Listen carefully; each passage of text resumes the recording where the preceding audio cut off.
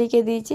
আর আমার দিদিকে পুরো কার্টুন জোকার লাগছে এখানে, আর বাবুকে আর ফুচকাকে যা লাগছিল। এই যে আমার দিদি আবার একটু পোজ দেবে, শেষমেশ এটা শেষই হয়ে গেল, বেরোচ্ছিল না বলে আমি দিদির গায়ে একটুখানি মুছে দিলাম। আর আমায় দেখো গাইস, আমায় দেখো আমার দিদি আবার পোজ দেবে, চুলের মধ্যে পড়েছে, কত পোজই না দেবে, কি বলবো, কত যে ঢং, বাবা গো বাঁচা যায় না।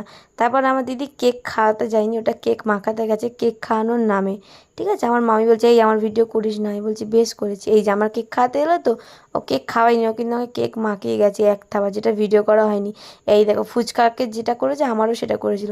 তারপর আমার আর দিদির যুদ্ধ শুরু হয়ে গেছে, কে কাকে কেক মাখাতে পারে। দিদিকে যেহেতু আমি আগে মাখিয়েছি, ওই জন্য আমার দিদি পাগল হয়ে যাচ্ছে আমাকে কেক মাখানোর জন্য।